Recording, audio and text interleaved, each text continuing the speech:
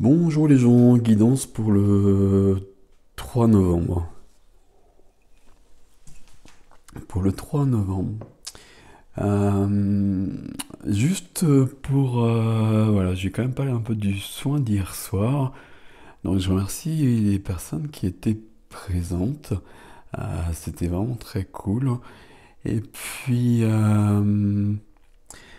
pour celles qui n'étaient pas présentes, j'avais précisé flammes jumelles, mais il n'y avait vraiment pas que pour les flammes jumelles, donc ça j'étais très content de ça. J'avais très peur aussi que ce soit un peu puissant, un peu alors, puissant, je cherche un terme positif, mais qui ait beaucoup d'attaques, on va dire. Et en fait, on était très protégés, donc je pense qu'à ce niveau-là, c'est cool.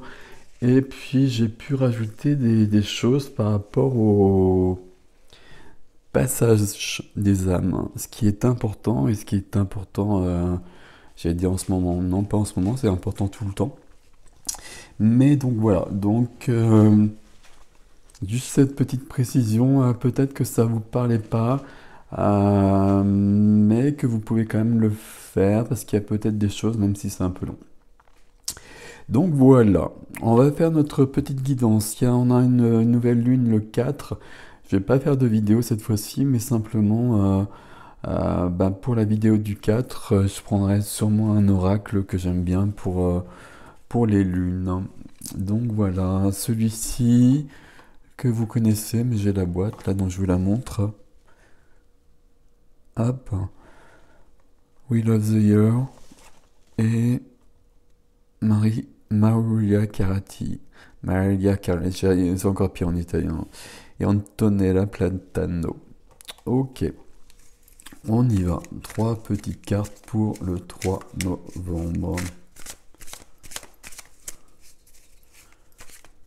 Alors, toujours pour le soin, je regarderai les commentaires et je rajouterai des phrases. Peut-être pas aujourd'hui, je vous l'avoue.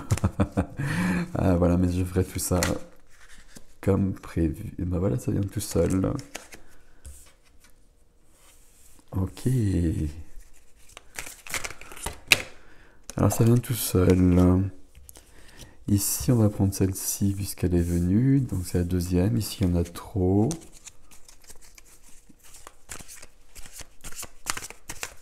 Et je sais pas, du coup, on voyait la troisième alors, puisque visiblement elles viennent toutes seules aujourd'hui.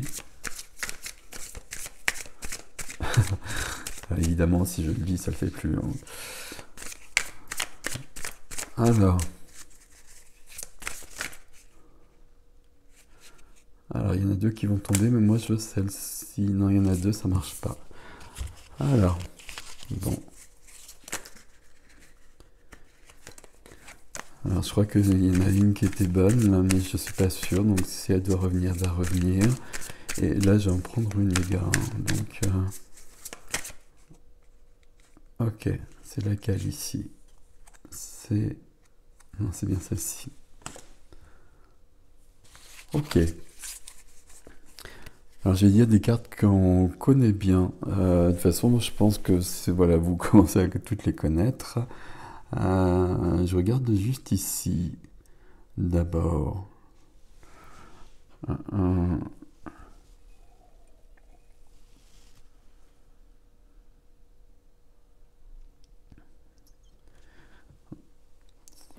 c'est pas du tout pareil. 9 d'épée, donc le 9 d'épée, vous le voyez ici. 9 d'épée, ça nous parle de stress, ça nous parle d'angoisse. 9 d'épée, normalement, on a quelqu'un qui peut pas dormir la nuit parce qu'on ressasse les pensées, on ressasse les soucis, on tourne en boucle, on joue au hamster, etc., etc., etc. C'est un peu ça le 9 d'épée. Le 9 d'épée, le 10 d'épée, vous savez qui arrive après, c'est la fin, c'est le burn-out. Et du coup, là c'est déjà chaud. Le 10 d'épée, ce sera encore plus chaud et on n'ira pas plus loin. Donc quand on a le 9 d'épée, là, le but du jeu presque, quelque part, si on le prend comme ça, ce serait de ne pas arriver au 10 d'épée. Et ce serait comme un avertissement, du coup, c'est l'avantage du tarot. Et on va d'abord les présenter une à une. Le cavalier de bâton. Alors ici, les épées, on est sur l'air, on est sur le mental, sur les idées. Et c'est bien les idées qui vont nous angoisser. Notre cavalier, là, c'est un cavalier, donc on peut penser qu'il y a un mouvement, qu'il y a de l'action. Et les bâtons, ça va être le feu. Les bâtons, pour résumer, c'est tout ce qui va être... alors j'allais dire la passion, c'est ce que je dis souvent, mais le terme passion, il est encore à définir un peu pour... je pense qu'on n'a pas tous la même définition. Et puis dans le terme passion, d'ailleurs, il y a un côté assez... pas forcément que positif. Quand on est débordé par ses passions, entre guillemets, c'est vraiment pas une bonne chose. Et chez les philosophes, la passion, c'était pas non plus une chose très cool. Mais donc, je préfère du coup pour les bâtons parler d'élan de vie. Ce cavalier de bâton, il nous apporte de l'élan de vie. C'est un cavalier qui est intrépide, qui est fougueux, donc qui porte ce feu justement. Euh, il a cette particularité de la rapidité, donc il peut parfois parler d'impatience. Ici, par exemple, avec ces deux cartes-là, euh, pour résumer toujours, hein, puis d'une manière brute, on nous dit peut-être qu'il faut essayer de se prendre moins la tête. Euh, et le cavalier de bâton qui arrive juste à côté, euh, bah, il nous dit qu'on est peut-être, qu'on se prend la tête peut-être parce qu'on attend des choses et bah, qu'il faut peut-être un peu de patience. Euh, il y a plein de choses et puis on va surtout voir les trois ensemble. Et puis il y a peut-être ça quand même avec la troisième. Et puis du coup j'ai perdu le reste de ce que je voulais dire évidemment. Euh, elles, elles sont un peu opposées ces deux cartes. Alors ça veut rien dire quand je dis ça comme ça, mais ici c'est tout ce qui est stress. Euh, tout ce qui est un peu tout ce qui ne tout ce qui n'est pas la vie en fait la vie tout ce qui empêche la vie justement tout ce qui va bloquer la vie et ici c'est tout ce qui va nous donner bah, justement plus de vie. On va prendre la troisième carte et puis on va surtout lire les trois ensemble et on a un deuxième neuf. On a un deuxième neuf et c'est le neuf de coupe. Donc le 9 de coupe, vous le voyez ici. Euh, pour moi, l'image ici, c'est plutôt l'image du 10 de coupe d'ailleurs, mais peu importe. Le 9 de coupe, il y a quand même cette notion-là où on est sur de l'émotionnel. Vous savez, avec les coupes, on est sur le cœur. Et puis quand on est arrivé au 9 de coupe, avec le 8 de coupe, on a encore du chemin à faire. Avec le 9 de coupe, évidemment, on a toujours du chemin. Mais avec le 9 de coupe, on est quand même dans une plénitude, dans une complétude euh, qui est très intéressante. Si on prend les trois cartes, alors je voudrais les voir alors, comme ça. Alors quand je les pose comme ça, moi je les vois comme ça et c'est ma lecture. Et si je vous les présente comme ça, ouais, il faut qu'elles restent dans le même sens. Ici, il y a cette notion, et je pense que c'est le message général, on va dire, euh, que ça, euh, ce bien-être, on va dire, cet épanouissement peut-être, enfin, vous voyez ce dont je veux parler. Il faut que j'arrête de bouger la table. Euh, il y a quelque chose c'est possible. C'est un peu ça le message. Euh, c'est possible alors qu'on est peut-être plus ici pour pas mal de personnes. Alors vous savez, hein, par rapport à ça, moi, ma philosophie, c'est vraiment qu'on crée, on vit ce qu'on crée. Et donc, il faut vraiment décider, et quelles que soient les circonstances, et même dans les pires circonstances. Et ici, on a toujours encore ce message, hein, donc ok. Mais il y a quand même ce cavalier au milieu, hein, donc je vais couper la tête, donc on va lui redonner sa petite tête. Euh, Soit il vient nous redonner du feu. Euh, alors du feu, ça va être une passion. Ça va être de s'accorder aussi du temps. Euh, Peut-être qu'on a envie de peindre et qu'on l'a jamais fait, par exemple. Bah, si on est là-dedans, bah, justement, il faut sortir de ça. Donc, tout ce qui est artistique, évidemment, ça pourrait être une bonne chose. Le cavalier de bâton, il peut vraiment nous apporter ce genre de choses. Euh, Ce serait plus le valet de bâton, honnêtement, qui nous le dirait. Mais il y a cette notion avec la famille des bâtons, quand même. Et surtout, l'intérêt et le but, c'est quand même de sortir de là. Et vous voyez que les couleurs des cartes sont très parlantes. C'est possible, hein. Vraiment, cette carte-là, donc vous la voyez, donc vous pouvez être seul, hein. Il n'y a pas besoin d'avoir de famille, etc. Vous pouvez avoir votre chat, des amis, etc. Et vous pouvez être dans cet état d'esprit et dans cet état d'être.